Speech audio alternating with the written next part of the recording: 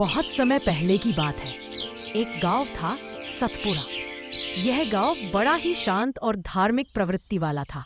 लोग आपस में मिलजुल कर रहते थे और हर त्योहार, व्रत और पूजा पूरे विधि विधान से करते थे। गांव में हर साल जब भाद्रपद समाप्त होता और अश्विन मास शुरू होता तो पितृपक्ष की शुरुआत होती।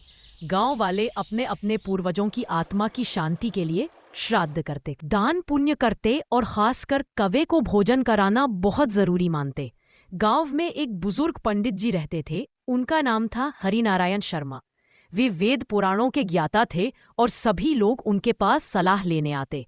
पंडित जी अक्सर कहते, बेटा, पितृपक्ष में कौवा ही हमारे पूर्वजों का दूत है। जब कौवा आकर भोजन ग्रहण करता है तो माना जाता है कि हमारे पितर उस अर्पण को स्वीकार कर रहे हैं। गांव में एक किसान रहता था, गोपाल। गोपाल बहुत मेहनती था पर थोड़ा नासमझ भी था। उसे इन परंपराओं पर पूरा विश्वास नहीं था। वह सोचता, ये सब पुरानी बातें हैं। आज के समय में कहाँ कौवा हमारे पितरों से जुड़ा है। शायद लोग अंधविश्वास करते हैं।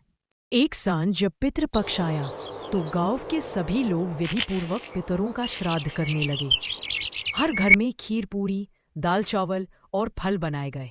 सभी लोग पत्तल पर भोजन सजाकर आंगन में रखते और प्रतीक्षा करते कि कब कावा आकर भोजन ग्रहण करे।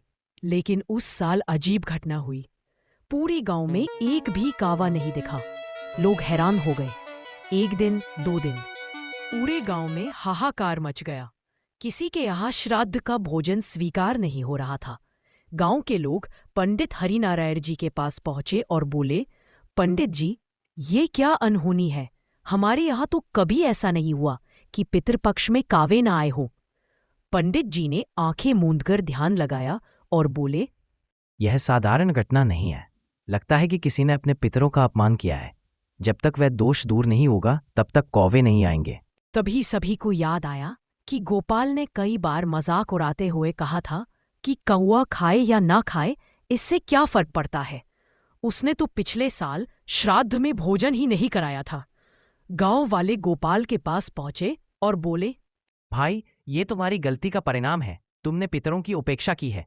पहले तो गोपाल हंसने लगा, लेकिन जब देखा कि पूरा गांव परेशान है और पंडित जी की बातें सच होती जा रही है तो उसके मन में डर बैठ गया। वह भागा भागा पंडित जी के पास पहुंचा और बोला, पंडित जी, मुझसे भूल हो गई।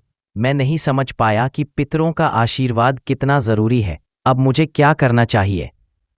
पंडित जी ने कहा, बेटा, कल प्रातःकाल गंगाजल से स्नान कर, पवित्र होकर विधि विधान से श्राद्ध कर, खीर पूरी, दाल चावल बनवाकर पत्तल में सजाकर रखना। फिर पितरों से क्षमा मांगना और कौवा को आदरपूर्वक बुलाना।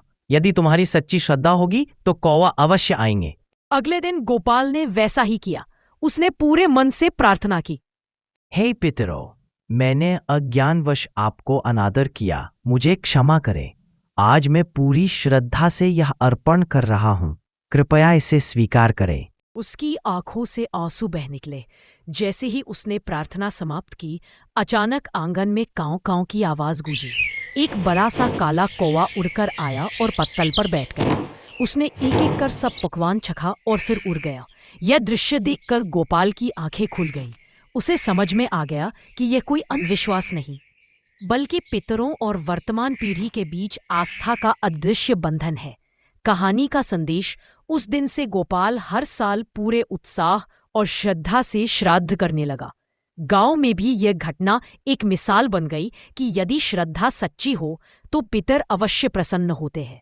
पंडित जी ने सबको समझाया, पितृपक्ष केवल कर्मकाय नहीं बल्कि अपने पूर्वजों के प्रति कृतज्ञता व्यक्त करने का अवसर है। कौवा इस अवसर पर संदेशवाहक है जो हमें याद दिलाता है कि हमारे पितर अब भी हमें आशीर्वाद दे रहे हैं। गांव में फिर कभी ऐसा नहीं हुआ कि पितृपक्ष में कौवे ना आए हो। सभी लोग इस परंपरा का सम्मान करने लगे और बच्चों को भी यह सीख देने लगे कि पूर्वजों को याद करना, उनकी आत्मा की शांति के लिए प्रार्थना करना और उनके आशीर्वाद की कामना करना जीवन का सच्चा। अगर वीडियो पसंद आया हो तो जल्दी से लाइक करो, कमेंट करो और चैनल सब्सक्राइब करना मत भूलना। आपका एक लाइक, कमेंट और सब्सक्राइब हमें नई वीडियो बनाने का जोश देता है।